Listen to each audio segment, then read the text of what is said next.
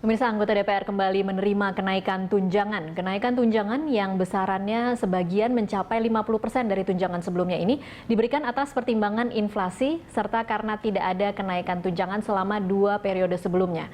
Apakah kenaikan tunjangan wakil rakyat di tengah lesunya kondisi perekonomian saat ini patut dilakukan? Bagaimana pula mengukur kepantasan kenaikan tunjangan jika dibandingkan dengan kinerja anggota Dewan selama ini?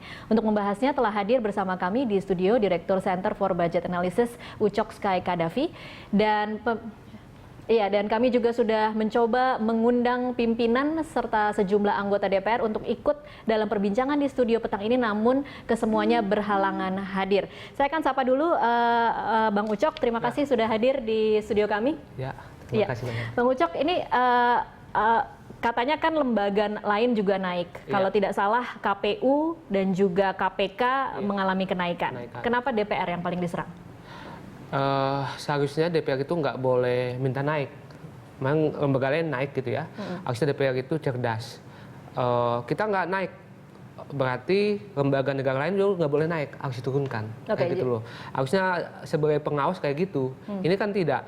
Mereka naik, mereka ingin naik. Ya itu sama-sama aja nanti menguras uang negara kayak gitu. Seharusnya sebagai lembaga negara, sebagai lembaga pengawas DPR itu bagaimana bisa menyetop gitu ya pemborosan atau kenaikan gaji-gaji atau tunjangan itu di semua lembaga negara. Itu yang dilakukan DPR. Bahwa pemerintah saat ini sudah menekan angka dari angka yang diajukan kemudian yang disetujui itu kira-kira angkanya sudah jauh turun, itu sudah bisa dianggap cukup tidak? Tidak cukup karena di sini harusnya tidak naik sama sekali. Tidak naik sama sekali. Karena kenaikan DPR itu tahun 2013 itu udah naik tunjangannya. Oh, 2013 itu naik. Jadi tidak benar kalau kemudian dikatakan 2 periode belum naik? Belum, itu tidak benar. Karena kan saya pegang slip gaji. Slip gaji 2010 sama slip gaji 2013. Ternyata 2013 itu di situ memang ada kenaikan tapi disiasati dengan penambahan nomenklatur di dalam slip gaji. Kayak gitu. Misalnya nomenklatur yang namanya untuk kinerja untuk pengawasan sama anggaran. Kalau waktu itu tuh nggak ada, waktu di slip gaji tahun 2010 itu tidak ada. Ini luput dari perhatian publik berarti kemudian 2013 sempat naik. Sempat naik. Saya punya slip gaji ya masalahnya. Itu berapa persen waktu 2013 itu naiknya, Bang Ucok? Kalau nggak salah itu sekitar 13 jutaan. 13 jutaan. Kan itu cukup besar sekali. Untuk anggota ya? Untuk anggota. Untuk anggota bukan untuk, karena saya tidak menemukan untuk ketua untuk ketua sama wakil. Nah, udah itu satu. Yang kedua juga dari tahun 2010 sampai tahun 2014 ke 2015 itu ada kenaikan juga tunjangan. Ada kenaikan. Ada kenaikan. Datanya ada di sini. Itu kenaikan itu sebesar 60,4%. Itu atas nama tunjangan apa lagi? Honorium dan tunjangan. Jadi tahun 2014 itu ini totalnya ya 434,2 miliar menjadi 696,9 miliar. Jadi kenaikan itu udah pernah 2 kali naik. Sudah pernah 2 kali yang naik. Datanya sama saya ya. Jadi mereka katakan sejak 2 periode nggak naik itu adalah bohong gitu. Karena kita udah lihat ada datanya. Baik. Kalau saat ini kan posisinya masih belum disahkan nih, Bang Ucok. Masih ada ruang artinya kalau kemudian kita bisa berharap apa yang bisa dilakukan? Yang bisa dilakukan adalah mencabut surat edaran Menteri Keuangan itu. Itu harusnya dilakukan dari pemerintah ya? Iya, berarti kalau udah bicara kan tidak ada kenaikan gitu ya. Nah, kalau udah tidak ada kenaikan berarti dia harus menekan yang namanya Menteri Keuangan untuk segera dicabut surat edaran itu. Jadi yang namanya surat edaran itu tuh kan batas. Nih, pemerintah itu hanya bisa sekian juta per bulan gitu. DPR mintanya sekian gitu kan. Ini kan masih alot gitu ya. Makanya kita minta DPR sama ini supaya mencabut semuanya. Tidak ada kenaikan apapun. Kalau dari analisa Anda, kalau memang sebenarnya harusnya itu bisa, kendalinya kan ada di pemerintah nih, karena kan SK-nya kemudian dari Menteri Keuangan begitu. Kenapa tidak dari awal saja ditolak? Kenapa harus dikeluarkan surat persetujuan dari Menteri Keuangan? Apa yang bisa kita baca dari sini?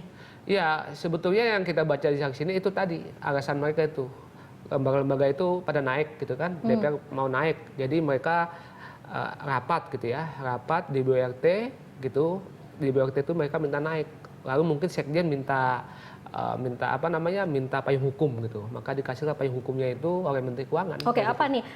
Apakah pemerintah takut terhadap DPR atau jangan-jangan pemerintah kong kali kong dengan DPR? Kemudian setidaknya kita berilah tapi tidak sesuai dengan permintaan. Iya, sepertinya ini politik anggaran ya, politik anggaran karena kalau ini tidak disetujui gitu ya, takut banyak proyek-proyek pemerintah itu dijegal oleh DPR. Istilahnya gini,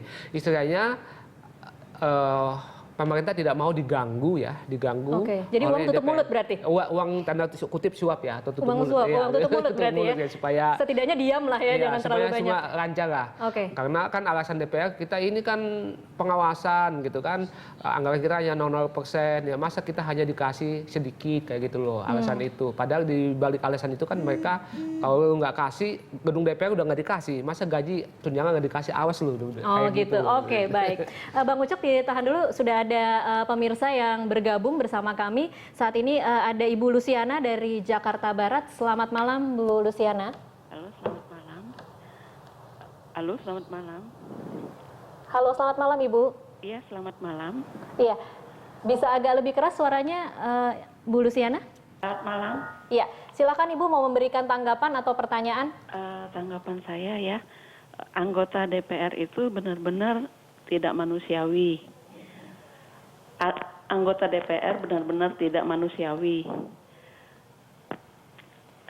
Halo? Iya, silakan Ya, Bu. tanggapan saya, anggota DPR itu benar-benar tidak punya hati. Oke, tidak punya hati, tidak manusiawi. Iya, sudah tahu sekarang dunia usaha sudah payah, banyak orang yang di PHK, untuk makan aja kadang-kadang sekarang diirit. Nah, mendingan anggota DPR itu kerja aja jadi direktur utama Pelindo atau apa kek, yang kerja di swasta yang gajinya memang gaji besar daripada jadi anggota DPR, nguras-nguras duit rakyat. Orang rakyat kecil aja gaji UMR aja bayar pajak gitu loh. Sedangkan anggota DPR itu nggak pantas banget, telepon udah dibayar, listrik dibayar, mau apalagi mungkin AC pun bisa 4-5 kamar kali. Itu tolong deh otaknya dipakai. Terima kasih. Oke, baik. Baik Ibu Luciana, jadi tidak pantas anggota DPR kemudian meminta kenaikan tunjangan di masa perekonomian yang saat ini kita memang sedang hadapi, sedang lesu.